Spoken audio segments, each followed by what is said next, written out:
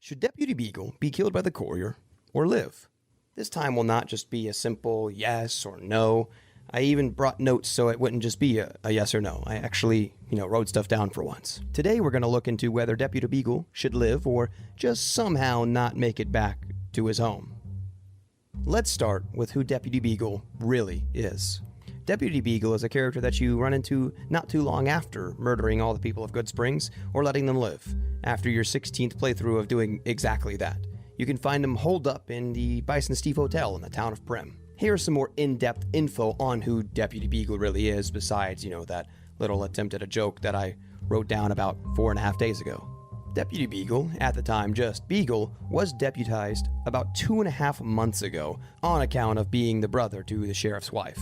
Nepotism. It'll get you anything, guys. If you learn anything from this video, nepotism is the way to go. The townsfolk don't have too high of an opinion, as Johnson Nash says the following about him.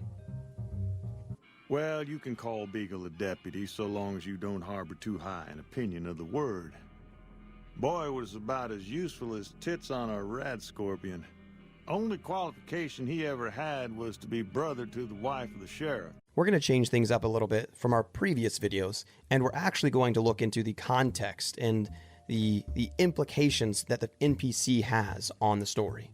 If we look at Deputy Beagle from a narrative standpoint, he does have some redeeming qualities. As for his context in the game, Deputy Beagle is the first person that you have the option of letting, air quotes, letting die, besides the people in Good Springs if you are an evil murder hobo. Couldn't be me. He showcases quite well what living in the Mojave is and what it's like and what it takes to survive. If a coward wants to survive in the Mojave, then they need to worry about themselves.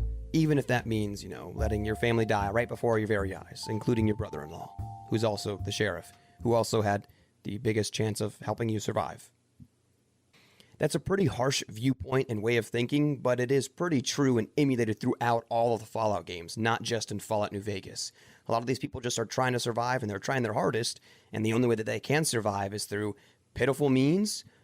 Not everybody wants to go out in a blaze of glory. If you were just a random NPC, would you rather die trying to fight off some thugs, or would you try to survive and live just another day? Now let's talk about a few positive aspects, the very few, of Deputy Beagle. I'm going to be honest, I personally need to make a few reaches to give a good little positive aspects here for Deputy Beagle, but I'm going to try my hardest. Deputy Beagle does have a pretty important role when it comes to role-playing your character. I feel it's a definitive moment when you decide whether you're going to be a murder hobo, whether you're going to save everybody, or if you're going to do a little bit of in-between. Maybe you savagely murdered all the people in Good Springs, but now you want to start a little mini redemption arc, so you save Deputy Beagle, thus helping you shape your character for who you want them to be.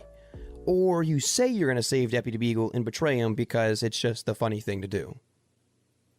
Now let's talk about some positive attributions of his character depth. Believe it or not, Deputy Beagle does have some pretty good character depth, at least in my opinion. Deputy Beagle will always do what it takes to survive, and I mean always. I think that's a very positive aspect of Deputy Beagle, especially because he really does commit to it. He doesn't just say, oh man, my sister's about to die and get her head blown off, I'm going to go in and charge and save the day. No, he sticks to character. And I actually got to hand it to the creators of Fallout. Shout out to Bethesda, Obsidian Softworks. I mean, these guys are incredible. He might do things halfway, but when it comes to what he wants, it will get done. This level of commitment is something that you don't often see in the Fallout franchise. I'm looking at you, Preston Garvey. And now I want to kind of talk about the player interaction with Deputy Beagle. A positive thing Deputy Beagle does do is he does help you clear out the Bison Steve if you pass a speech check of 25. He will also let you know some information if you pass a speech check of 40, telling you about, Benny and his gang. So Deputy Beagle is a little useful in that, aspect of useful to the character yourself. Here are some negative aspects of Deputy Beagle, and there are plenty. In regards to his storyline impact, I actually don't think there are any negative things about Deputy Beagle. I really like where he fits in the story and what he adds to your character, as we spoke about earlier. As a character, I despise and loathe Deputy Beagle. Looking through the eyes of the courier who just got shot in the head and is on a mission, a train, a pain train to get to Benny, find Benny, and just hopefully, probably, most likely do the exact same thing right back to him. We see Deputy Beagle cowering in fear after we have killed potentially countless Deathclaws, Cazadors, bloatflies, and other schmuck and muck. And we see, like, once again, just Deputy Beagle just cowering in fear over 3 little escaped convicts that we vaporized with a laser rifle. Honestly, Deputy Beagle looks like a stain on a rug that you just can't get out. He's just annoying and bothersome to deal with. The fact that he doesn't seem particularly bothered with his sister death is something that also doesn't really sit well with me, because how sick and deluded you gotta be to not care about your sister dying. He literally gives her death a passing mention. Gameplay-wise, he can be pretty bugged, which is, I mean, a big downfall. A lot of Bethesda games, it's okay. They get fixed in mods, though, right, guys? Right, guys? If you do convince him to help, he can be pretty unhelpful, often getting stuck indoors, or if you try to go to the second floor, he'll be like, oh, well, technically this counts as outside, so I'm just going to run into a wall and be useless. So that's really frustrating. Another little bug, not a feature. It's a feature, not a bug. He can also be annoying when trying to fight the convicts in Bison Steve. If you just so happen to scratch him with 3, 4, 5, 6, 7 pieces of dynamite and blow him up and not kill him, he'll be a little annoyed. Doesn't make sense to me. Now, how does Deputy Beagle compare to the other NPCs all throughout the other Fallout franchises? Off the top of my head, Deputy Beagle doesn't really remind me of anyone in particular.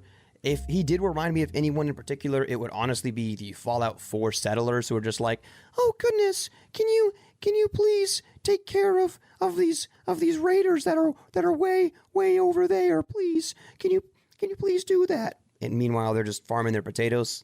I mean, Deputy Beagle's just like that, just like a. Now, here are some reasons to let Deputy Beagle live. I want you to make sure you write these down, because we're going to kind of talk about them later in the video. You might let Deputy Beagle live because of your roleplay choices. Maybe you're a good person, maybe you're a pacifist, or maybe you want to let him live momentarily. If we look at it from a story point, he was honestly just trying to do what he could do to survive, so why should we kill him for that? Now, here are some reasons to let Deputy Beagle die. The most important reason, XP. We also have our other roleplay choices. He's lame, just straight up, he's just a lame dude. I don't want him in my story. I don't want him in this new Vegas I'm making.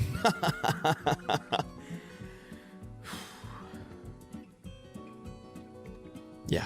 We're going to see in our next section how you, the community, views Deputy Beagle. Ask the r/FNV, standing for, Fallout New Vegas, how they felt about Deputy Beagle. And this is what you guys had to say.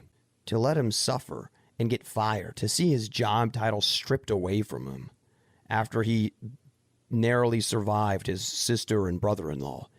Some of you guys are really messed up. Now, I want to kind of think about some alternate scenarios before we make that final decision of should this NPC, i.e. Deputy Beagle, live or die. What happens in this NPC's absence? We know that in the story, you can either replace him with the amazing Prim Slim, you can also replace him with the NCR, or whatever that guy's name is in the NCR convict place. I never really remember his name, mainly because we stand Prim Slim supremacy.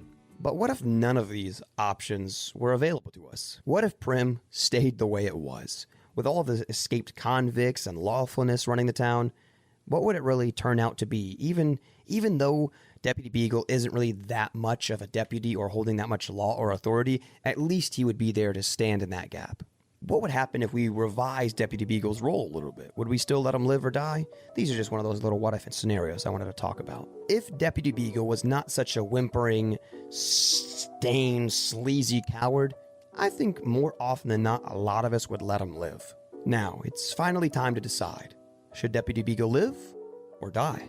All in all, Deputy Beagle is a great character, and a narration standpoint, he sucks all around otherwise. I'll tell you what I do every playthrough.